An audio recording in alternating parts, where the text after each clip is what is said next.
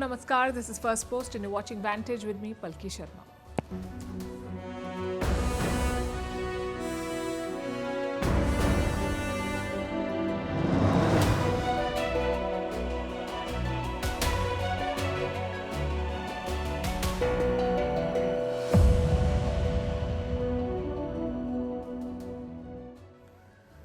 A spy ship was caught snooping near India. It was Chinese. China called it a research vessel. Then why were they hiding it? Also, this was not a first. So what is China trying to do in the Indian Ocean and how should New Delhi respond? We'll discuss that tonight. In the US, Donald Trump has slapped tariffs on Canada again. What is he trying to do and who stands to gain? In Gaza, is the Hamas losing ground? A new, more radical group is rising. Could this be the end of one terror regime and the beginning of another? In India, an increasing number of people are living the good life on credit. Buy now, pay later is the new mantra, but is it building lifestyles or lifestyle debt? In the US, the FBI doesn't just want loyalty, it is testing it, complete with lie detectors. We'll tell you why. Indian cities are living the monsoon nightmare with endless jams, waterlogging, and luxury villas turning into Venice. In Silicon Valley, big tech is throwing cash like confetti to steal each other's stars. Poaching has become a sport and the bonuses are obscene. On the other hand, some good news. Exercise cuts your risk of early death by 40%. Forget the fountain of youth. Just walk and lift weights. At the Wimbledon, climate change has crashed center court. Rain delays and heat waves. Can sport survive a warming world? That's what we'll discuss. All this and more coming up. The headlines first. Lebanon's president rules out normalization with Israel but says he hopes for peaceful relations with Beirut's neighbor which still occupies parts of southern Lebanon. This is the first official reaction to the Israeli foreign minister's statement last week where he had expressed interest in normalizing ties with Lebanon and Syria. Fighters of the Kurdistan Workers' Party or PKK destroy their weapons at a ceremony in Iraq. Ankara calls it an important step towards terror-free Turkey. In the month of May, the PKK ended their decades-long armed struggle against the Turkish state. The conflict killed more than 40,000 people.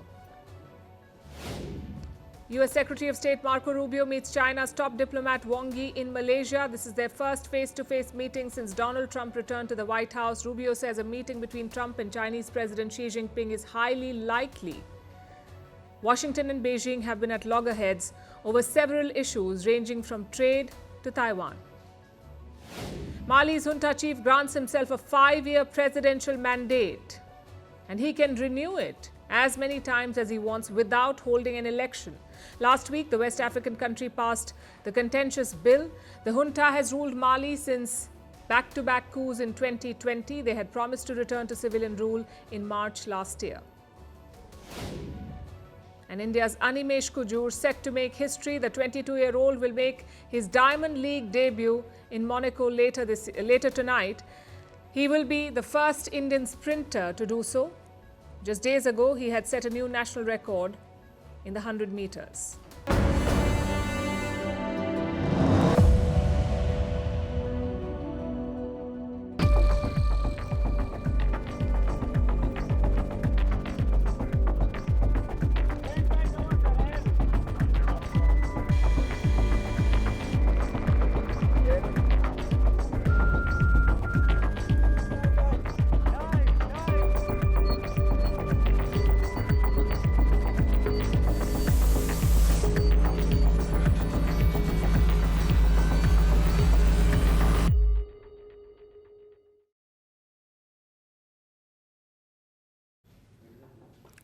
Where is the India-China rivalry? Where is it playing out? Most people would say on land, in the rough Himalayan terrain. And yes, that is the biggest flashpoint. But away from global coverage, China is mounting another challenge in the seas. Chinese vessels are sailing near Indian waters, that too in secret. Let me show you a new report. It was prepared by a French intelligence firm. They tracked around 1,900 ships in the Bay of Bengal. Most of them had their tracking on. Some quick context here. Ships are tracked using the AIS, the Automatic Identification System, AIS. If the AIS is on, a ship can be tracked. But this French report found that 10% of the ships had turned off their AIS, meaning they wanted to remain hidden. They did not want to be tracked. 10% of 1,900 ships.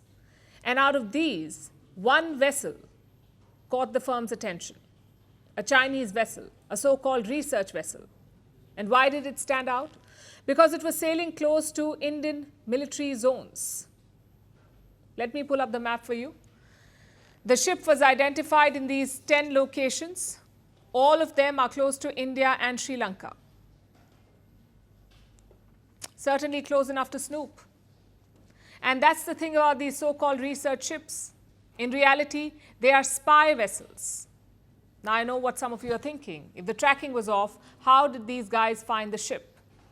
Using radio frequencies, every ship emits radio signals. If you study them closely, you can track the ship, which is what this French group did. They found that the Chinese ship had strategic intent. It wasn't doing research. It was doing something more sinister. The question is what? What was it doing? Well, here's the French assessment. They think the ship was mapping the sea floor, and more importantly, it was identifying submarine corridors, basically finding out the routes used by Indian submarines. And why is this important? If a war breaks out, this information will be crucial. China is digging for it, and it has been doing this for a while now. In recent years, China has sent spy ships to Sri Lanka. India objected to those voyages, so eventually Sri Lanka banned them. Perhaps that explains these secret voyages.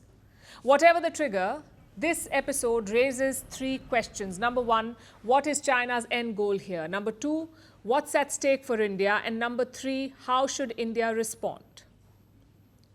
Let's look at the first question first. China's goal is to project power in the Indian Ocean. And this mission has unfolded in parts over the years. First, China deployed warships to the Indian Ocean back in 2008. Then they deployed submarines in 2014. And then they opened their first Indian Ocean outpost in 2017, the one in Djibouti. So this has happened over a period of time, over many years. Beijing is also holding more drills in the region. Between 2020 and 2022, the Chinese organized 7 exercises. In 2023, they held 14 exercises, and in 2024, 12 exercises. And don't forget the infrastructure push. China has stakes in multiple Indian Ocean ports like Karachi and Gwadar in Pakistan and Hambantota in Sri Lanka. In fact, this map shows all the ports with Chinese stakes. Look at how expansive their foothold is. The Indian Ocean carries around 80% of China's oil, 80% of Chinese oil goes through here. So it's a key choke point for Beijing.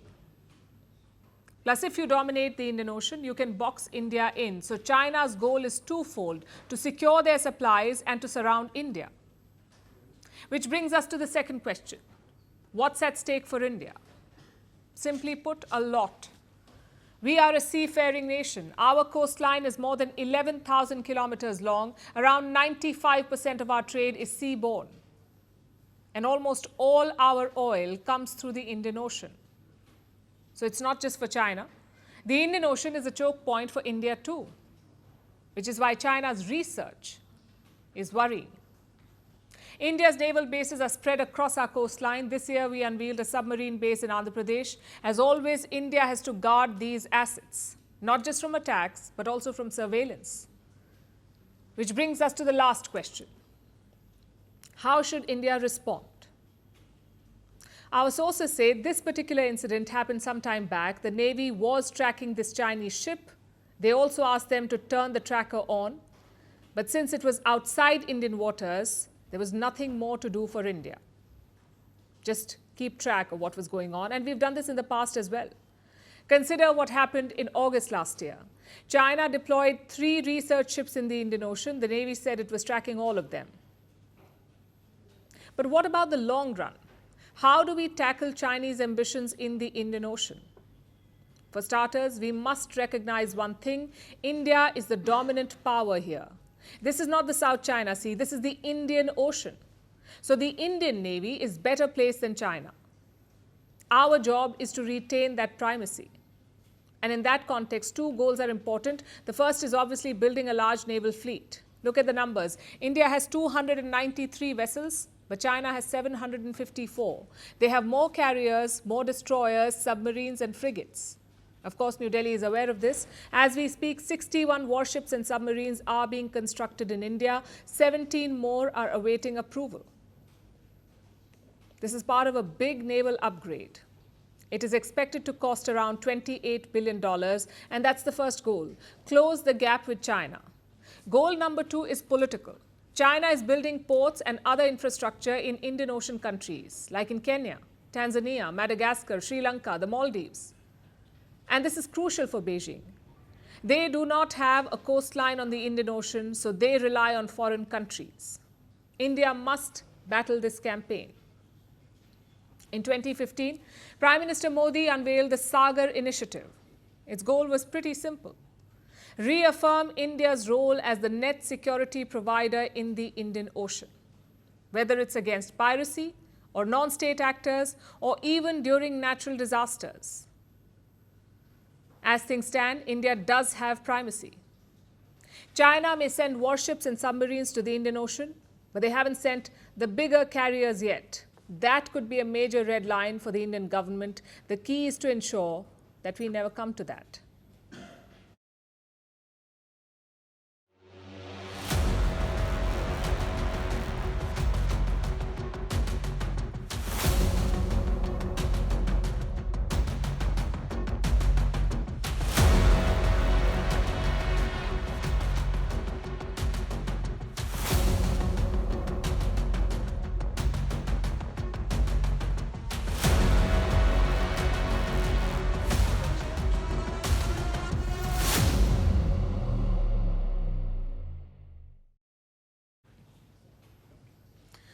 There's this one moment in most disaster movies. Someone pulls down a red lever, alarms blare, lights flash, and everything spirals into chaos. That's what America's trade policy looks like in 2025. Donald Trump is calling the shots. His lever is Truth Social. And the blinking lights, that's global markets in full-blown panic. First in the line of fire was Canada. Trump will impose 35% tariffs on Canada. This will go into effect from the 1st of August. Donald Trump says this new rate is final, and if Ottawa retaliates, it will only go up. Which is a bit surprising, because it looked like Trump and Canada were finally getting along. Prime Minister Mark Carney had visited the White House. He held a cordial meeting with Donald Trump. The two leaders also met at the G7, so these 35% tariffs seem sudden. But Trump does have a reason. He says the tariffs are over the fentanyl crisis. A short primer here. The US has a drug crisis. An alarming number of people are dying because of drug overdose, mostly fentanyl. Donald Trump says it comes from Canada, Mexico and China, so he has slapped tariffs on all of them for failing to stop the flow of fentanyl into the US. Canada and Mexico deny any role. They also promised to crack down on drug suppliers, so the tariffs were delayed. But now President Trump is back at it again. He says Canada failed to act, and so the tariffs are back. But if Canada acts now, the US could think of a so-called adjustment. That's what Trump said. And how has Canada reacted? Well, Prime Minister Mark Carney has not said much. He has backed Canadian workers. He has promised to stand by Canadian businesses. Ottawa insists it is still committed to trade talks. In other words, Carney is keeping it cool. But Canada is not the only one bearing the brunt. Since Monday, Trump has issued 20 such letters, and Asia is reeling under the impact. Close allies are on the hit list, countries like Japan and South Korea. The blanket policy is a 15 to 20% levy on most nations, on those who've got Trump's letter, 15 to 20% tariff. And what about the countries that have not got the letter? Well, they aren't safe either. Donald Trump says this is only the beginning. So more tariffs could come. But what exactly is the US president trying to achieve? Trade, in Trump's world, is a loyalty test. Tariffs are not just economic tools, they are bargaining chips. In theory, it's a bold plan to revive American manufacturing, but in practice, it is a geopolitical migraine. Some countries get deals, others get deadlines. Many get both or neither, depending on the mood in Washington that week. And let's get one thing out of the way. No one is winning this game. Everyone stands to lose. Trump may sell this as a patriotic victory, but behind the scenes, even these supposed winners are nervous. Take Vietnam. They rushed to strike a deal first. But the ink was not dry before Trump raised the tariff to 40%. Vietnam blinked. Trump doubled down. And now their manufacturing economy is rattled. Then there's Japan. It held many rounds of talks with Washington. It offered concessions. None of that saved them. Meanwhile, an Indian team is heading back to the US. They will seek clarity on the recent announcements. Also resume trade negotiations. That said, what should countries do? How do they deal with this ridiculous, haphazard policymaker that is the US president? They have a new deadline, August 1st, but it may or may not be final. And in this time, in these 3 weeks, countries have to bend, break, or bluff. Some, like Vietnam, are negotiating out of desperation. Others, like Japan, are playing the long game. And Canada, they're strapping in for another round of trade war chicken. Because one thing is very clear here. Trump's tariff tsunami is not about trade, it's about control. But in 2025, America must realize that trade is not a one-way street. It is a tangled web of supply chains, mutual dependencies, and decades-long relationships.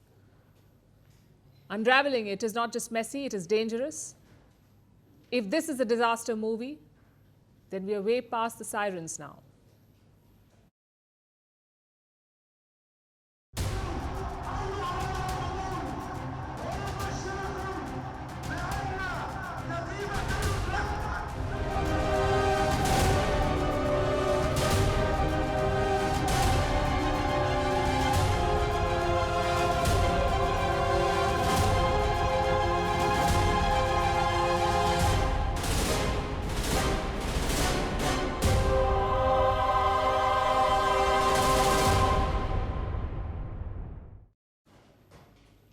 Gaza has been reduced to rubble, but even amid the debris and deaths, a turf war is unfolding. A new group is challenging the Hamas, a militia called the Popular Forces.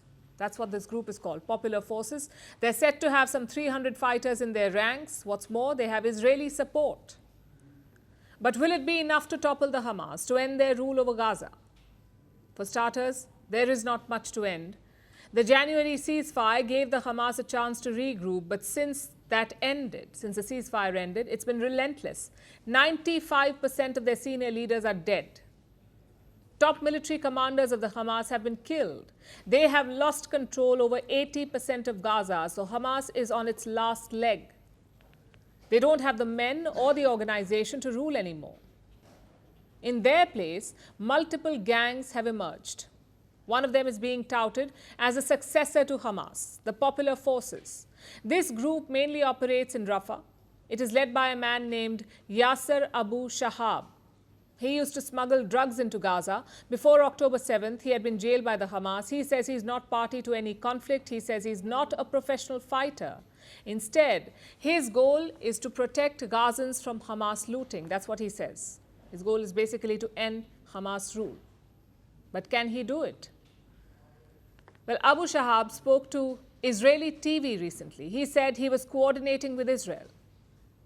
The Popular Forces, his group, later denied that such an interview ever took place. But the game is pretty evident.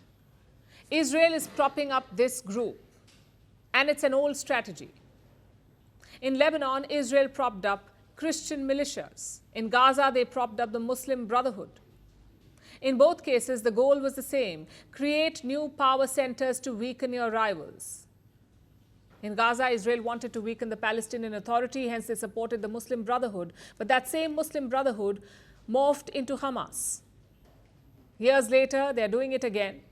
Israel wants to get rid of Hamas rule in Gaza, so they're propping up a new group, a rival they hope will be better. There is certainly a chance to make this work. Arab countries and the US are looking for an alternative to the Hamas. The Popular Forces is one such alternative, one that is also acceptable to Israel. Plus, Hamas is losing support among Gazans. They were never very popular to begin with. But this endless war has only made things worse. Like I said, multiple gangs have popped up across Gaza. All of them have a score to settle with Hamas. If the Popular Forces can unite them, who knows, maybe they can pull off a coup. But this plan carries risk for both sides. For Israel, the risk is obvious. Last time they tried something similar, they ended up creating Hamas. What if they repeat that mistake again? What if this group, the Popular Forces, grows into another Hamas? That is a clear risk for Israel. For the Popular Forces, the risk is domestic. Israel has killed more than 55,000 civilians in Gaza, 55,000 civilians. Yes, Hamas is unpopular there, but Israel is public enemy number one. So if Israel supports this group, if Israel supports the Popular Forces, will Gazans stand behind them? Or will they see this group as the enemy's puppet? Clearly, that's a concern already. As things stand, a lot depends on the ceasefire. There's a flurry of diplomacy happening. US President Donald Trump is hopeful of a ceasefire maybe this week or next. Well, we're talking about Gaza for the most part. I think we have a chance this week or next week. Not definitely. There's nothing definite about war and Gaza and all of the other places that we all deal with so much. A ceasefire would give Hamas some time, some breathing space to regroup and rebuild. If not, Israel will continue to pound them, and Hamas will keep losing leaders and firepower.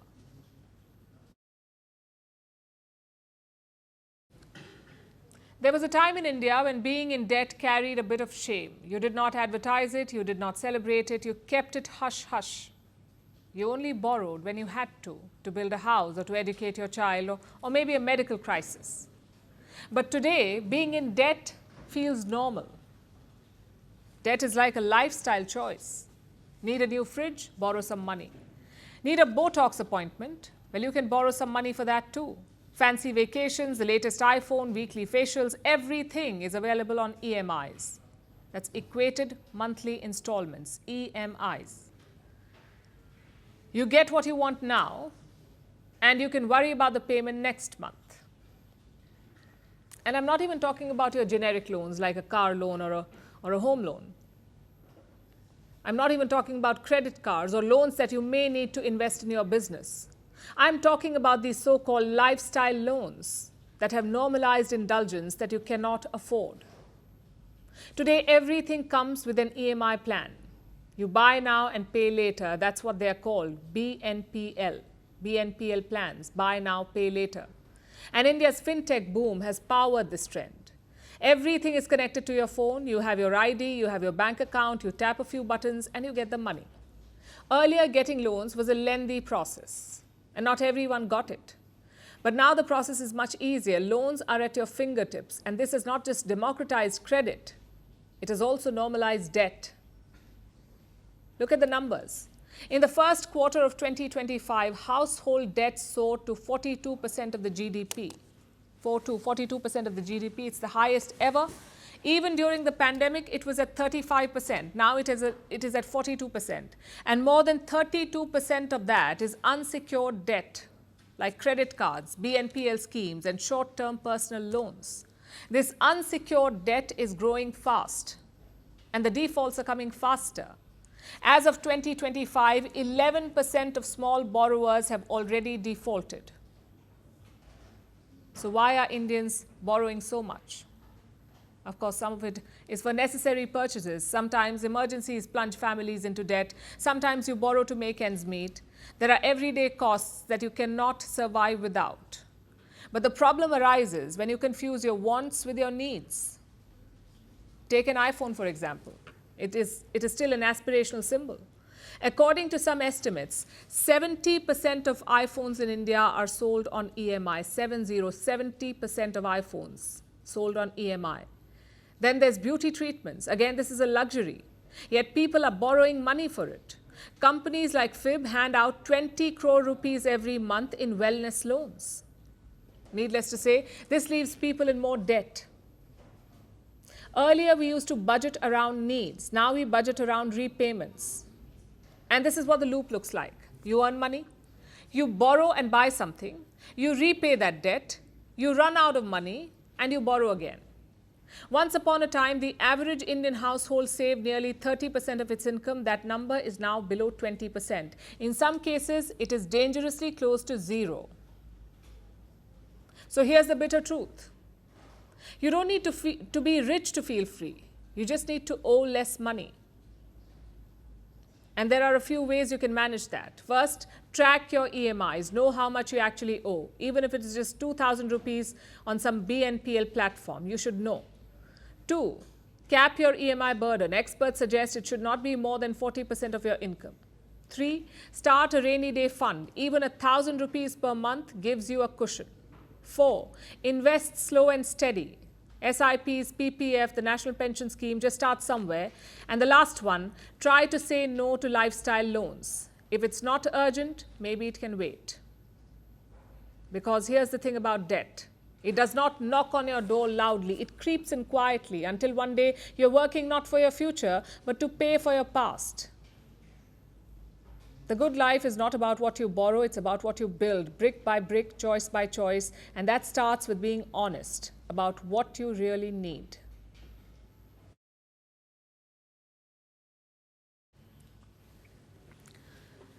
If you have ever seen an action movie, you probably know all about lie detector or polygraph tests. They operate on the basis that when a person lies, their body produces signs like changes in breathing or heart rate. So polygraph tests are often used in law enforcement, including by the FBI, the Federal Bureau of Investigation. The FBI is a US intelligence agency, and for years it has used lie detector tests to sniff out criminals. But now it is using the test on its own employees to test their loyalty to the FBI Director Kash Patel. So what's behind this move? And have other countries done something similar? Here's a report. A lie detector test, technically known as a polygraph test, is used by governments the world over. The test measures a person's heart rate, blood pressure, breathing, and sweating. It operates on the basis that when a person lies, their body produces telltale physiological responses. So it is believed that the test can help authorities find out if someone is lying. Polygraphs are regularly used by law enforcement agencies to interrogate suspects. And the U.S. intelligence agency FBI, or the Federal Bureau of Investigation, has used it on its employees time and again. Usually in 3 ways. When people are being considered for a job there, when FBI officers betray their country, and when they show that they cannot be trusted with critical secrets. This is the typical use of a polygraph test by the FBI. But now, a 4th use has been added to this list. The agency is trying to sniff out employees who may not be loyal to their director. According to reports, since Kash Patel took office as the FBI director, the Bureau has ramped up its use of the lie detector test on employees. And what are they being asked? Reportedly, if they have ever said anything negative about Patel, if they have cast aspersion on him, or if they have disclosed a piece of news to the media. It is unclear how many people have been asked to take the test or asked questions about Patel, but as per reports, the number is in dozens. So what's behind this move? Experts say that this is part of FBI's broader crackdown on news leaks, as well as Patel's concerns of how he is portrayed in the public. After all, he has sued multiple people over negative portrayals, including a $75,000 defamation suit against an MSNBC contributor for alleging that he spent more time in nightclubs than the office. So now, intelligence officials must undergo a loyalty test. And unsurprisingly, this has sparked outrage. Critics call this move politically charged and highly inappropriate, especially given the circumstances. Since U.S. President Donald Trump came to power, his administration has tightened its grip on the FBI. Many employees have been forced out or put on administrative leave, and in a matter of months, the number of victims has exploded. According to reports, top agents in about 40% of the field offices have either retired or moved into different jobs. And this is a worrying trend. Now, the cherry on the top is that many well-respected officers at the highest ranks of the Bureau have to prove their loyalty not just to the U.S. Constitution, but also to the FBI director. And the U.S. is not an isolated case here. China has put its armed officers through lie detector tests to ensure their loyalty. So has Taiwan, where lie detector tests have been used for military personnel based abroad to evaluate whether they are spying for other countries. Often, where there aren't loyalty tests, there are loyalty oaths, like in the Hermit Kingdom, where all North Koreans start their year by signing a loyalty oath document to show their allegiance to their leader Kim Jong-un. Clearly, from democracies to dictatorial regimes, many leaders share a common thread: trust issues.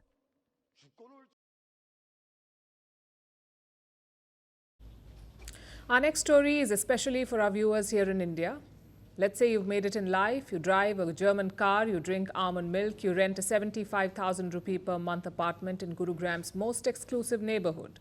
Flats here go for 50 crore rupees. You've got the gated complex, the concierge who nods at you, the meditation room you will never use.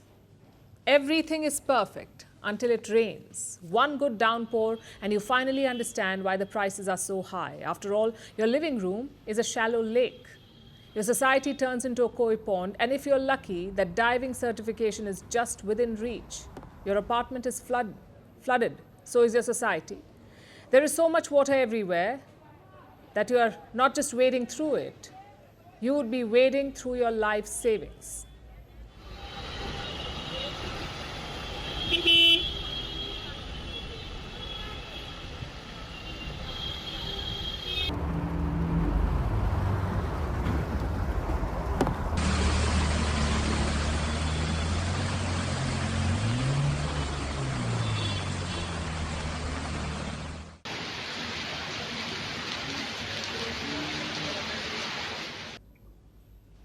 And this is not just a Gurugram speciality. There is something unique about India's monsoon season. The first drop of water hits the pavement and suddenly you're transported to Atlantis. Take Kolkata, for example. This week it rained overnight and suddenly residents were transported to Venice. Yellow taxis became lifeboats. Water was leaking into metro stations, and if you were heading to work, congratulations, this is the sort of willpower they write books and movies about.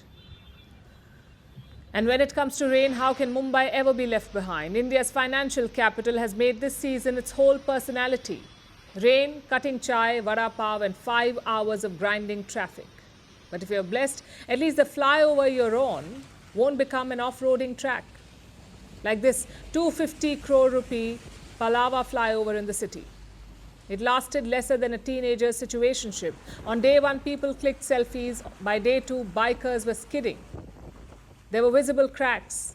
By day 3, cement had started coming off like dead skin in a spa, and by day 4, it was being patched up by authorities. 4 days, 250 crores, we say it screams value for money. And here's the strange part, none of this is new. Yet the headlines still manage to surprise us every year. It's like we forget that rain happens every single year. More importantly, we've normalized it. Flooding is an annual tradition. We've become connoisseurs of chaos. We've turned potholes into landmarks. We've romanticized inconvenience. Because what else can you do? Complain to the authorities? Well, they're definitely not listening. Cry? You'll just add to the water levels. But at least we have our infinity stones. You know, those magical payments that we make every year, hoping that things might work at some point. Your property tax, your road tax, your toll, and the million other payments you make every single year. Although here's the bright side, at least your city is not actively sinking. It is just slowly drowning in negligence. So what do you do when a 75,000 rupee rent per month buys you a built-in wading pool? When the roads melt, when the bridges collapse, well, you float. You send WhatsApp forwards, you upload videos on X, you call your plumber, and you move on with your life because at least your overpriced apartment now comes with a waterfront view. Just don't ask if it is covered under maintenance.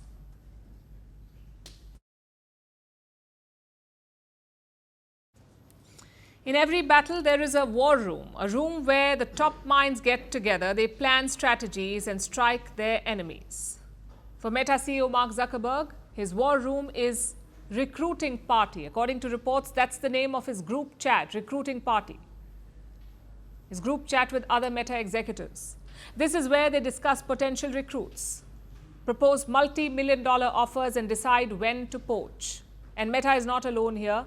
As the AI race heats up, tech giants are competing for dominance, but they cannot do this without top talent. So from Google to Meta to OpenAI, company after company is poaching the best in the business and offering them pay packages that will blow your mind. Here's a report. If you don't live under a rock, you have probably seen this hyperplanning meme. Now, all you need to do is picture Mark Zuckerberg doing just that. That's probably a bit much. But this analogy is likely to be in the ballpark. Because as the AI race heats up, so have the big tech poaching wars. According to reports, the Meta boss has spent months putting together a list, or as the Silicon Valley calls it, the list. So much for genius maths minds. But reportedly, this list includes top AI engineers and researchers of the world. Like recent graduates from top PhD programs at the University of California, at Berkeley and Carnegie Mellon, or those employed by Meta's AI competitors, including OpenAI and Google's DeepMind project. Zuckerberg has spent months putting together this list, preparing to offer the potential recruits huge pay packages. The Silicon Valley has been talking about it for months, and quite openly. Like last month, when OpenAI CEO Sam Altman talked about Meta offering his staff $100 million bonuses. And now, the world can see this plan in action. Meta has just lured an engineer who previously led Apple's AI models team for its superintelligence team. And the new recruit is being offered a pay package of more than $200 million. Meta's superintelligence team focuses on building AI systems that can complete tasks as well as or better than humans.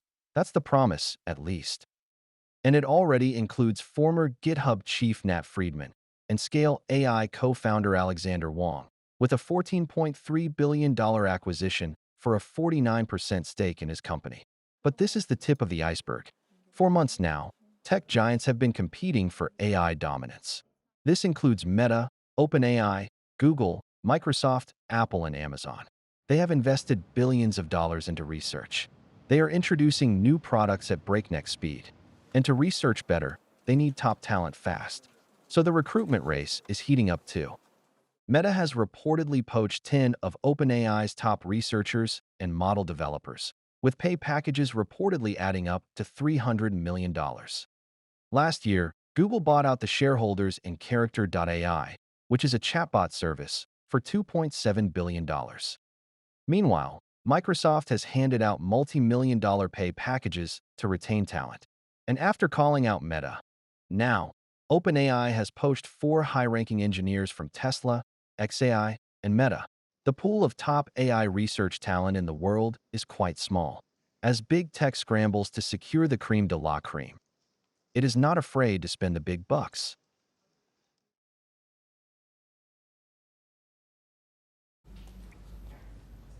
For much of the past century, life expectancy has steadily increased. In most parts of the world, on average, children now live longer than their parents, and that is good news. But for many, it doesn't seem to be enough. They want to live longer. They're obsessed with finding the secret to longer life. They have poured money and time to stave off the inevitable. So what is the secret to longevity? If you're a billionaire, you could try exchanging your blood with your relatives. Some clearly think that it helps. But if not, then science has an answer for you. Exercise. Research says it is the elixir of a long life. A new study is out. It is a meta-analysis, meaning it looks at a number of smaller studies to come to a single conclusion. This meta-study, this large study, focused on 85 others. It covered 7 million people the world over. And it has reached one conclusion. Exercise can increase your lifespan. It can reduce the risk of early death across all causes by up to 40%. And what makes it even more interesting is this. The study tracked people's physical activity at multiple points over time, from early adulthood to older age. And here's what it found. age does not seem to matter. Sure, starting young helps, but people who start exercising at an older age also increase their longevity. In fact, the positive impact is often stronger in older adults. They're more likely to face health problems, so when they start exercising, the risk of early death is further reduced by 15%. Simply put, it is never too early or too late to be physically active, and starting at any point can lead to a longer life. It is easy to understand why. Exercise is magic. It is good for the body and the mind. It gives you better sleep, improved blood pressure, strength, mobility, more confidence, better memory and mood. It prevents a range of diseases from cancer to diabetes, anxiety and depression. But we know this already. And yet many of us do not exercise. According to the World Health Organization, 31% adults and 80% adolescents do not exercise enough. This is hurting their health. It is also costing the global economy $27 billion every year. That is the cost. Because let's be honest, if it were easy, everyone would be physically active. Workouts can be hard to stick to. They demand discipline, even if you do it regularly. And it doesn't help that society has unrealistic ideas of what fitness means. Plus, you have to make time. It's a busy world, so we get it. As important as it is, physical activity can be a task. But the fact is, we need it. So it is important to get started. Even couch potatoes who exercise see a 22% drop in the risk of early death. And once you start, it is important to be consistent. Keep doing it.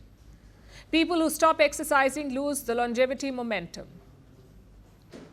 So the obvious next question is, how much exercise is enough? At least 150 minutes of moderate intensity or 75 minutes of vigorous intensity throughout the week. This reduces the risk of heart disease, and which is the number one killer, it reduces the risk by 40%. And the risk of cancer is reduced by 25%. But this is the average minimum requirement. Depending on your age, you can switch things up. For instance, in your 20s, sky is the limit for peak fitness. So you can focus on functional moves like planks or squats or sports. But in your 40s, muscle mass really starts to decline, and the key is to increase your strength. So my point is quite simple. Yes, it can be tough and complicated, but no matter your age, exercise and do it with intention. Because whatever your goal, the result will most likely be a longer, healthier life.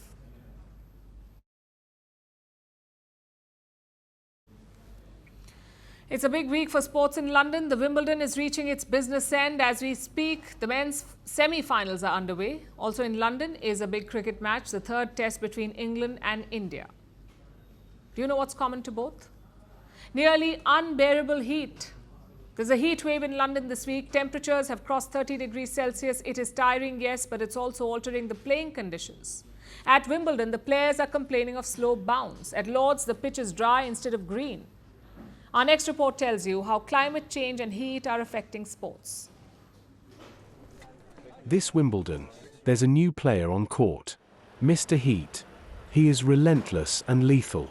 On opening day, temperatures soared past 32 degrees Celsius. That's the hottest opening day in the tournament's history.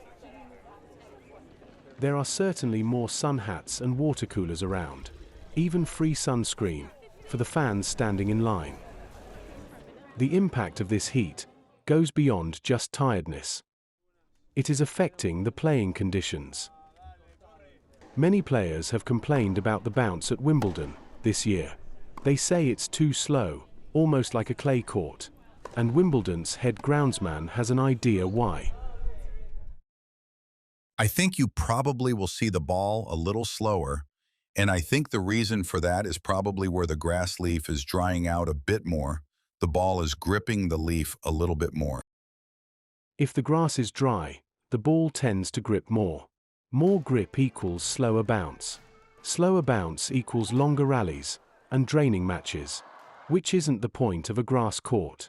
Grass is supposed to be a fast court where players serve and volley, but the temperatures have turned it into an attritional battlefield. A few miles from Wimbledon is the Lord's cricket ground. It usually serves up spicy green tops that offer loads of swing. But this time, the pitch for the third test between India and England looked extremely dry. Forget swing, the ball was turning by the end of day one. Once again, heat seems to be an issue here.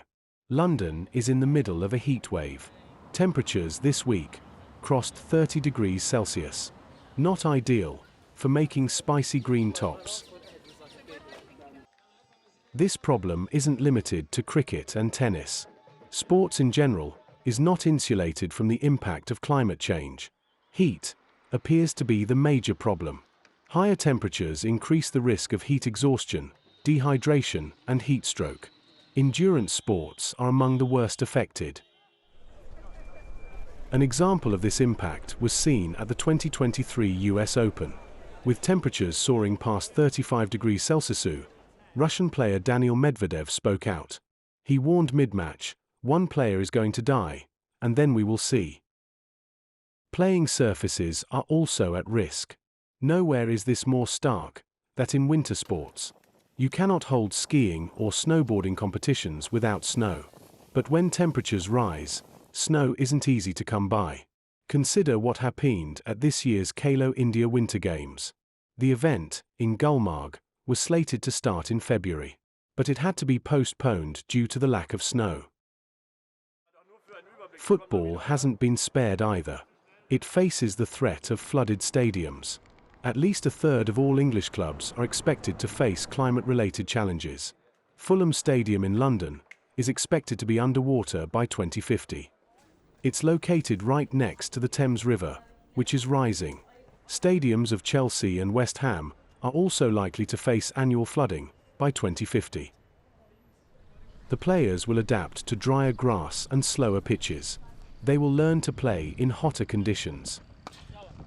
In the grand scheme of things, it's not sports we should be worried about. It's our planet.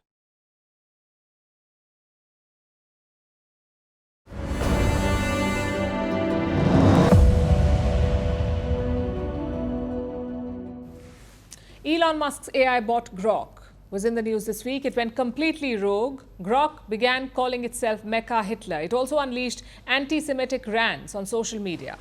Frankly, we never saw this coming. It's almost like somebody sabotaged Elon Musk's company, maybe like fired half of his employees or removed regulatory checks or rolled back hate speech controls. Actually, all of that did happen, but it wasn't sabotage. Elon Musk did it himself. Social media users are trolling him over the rogue bot. That too on his own platform.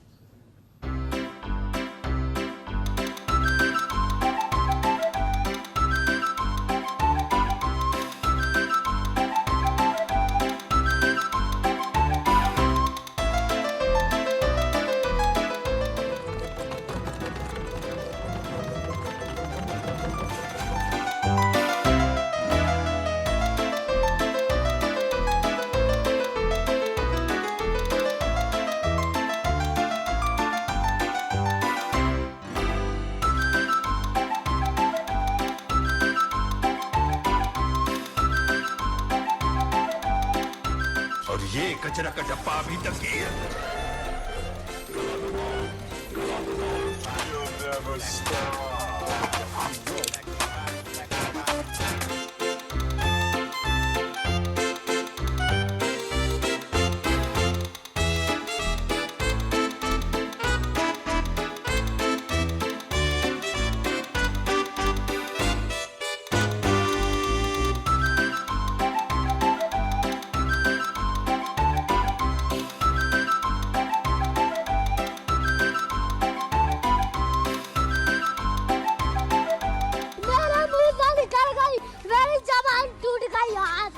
क्या कर रहा है क्या कर रहा है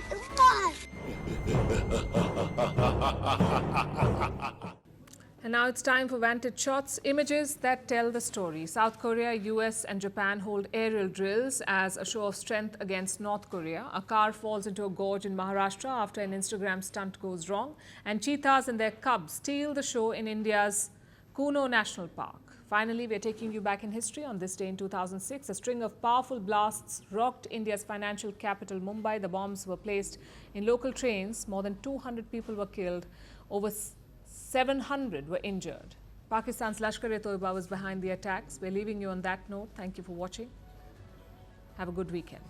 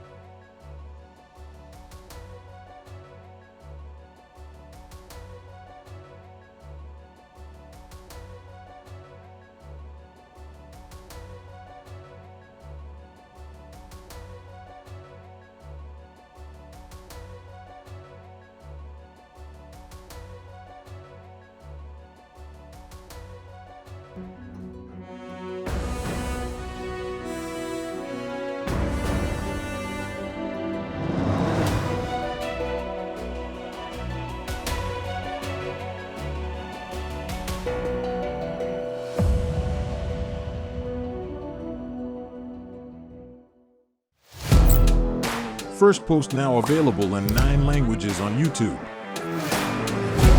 English, Stands at $36 trillion. French, Le FMI, comme German, Geschäftsführenden Direktor, Hindi, $30 trillion ka karj mo. Indonesian, Pemerintah tanpa pemeriksaan. Italian, Sekali radikali.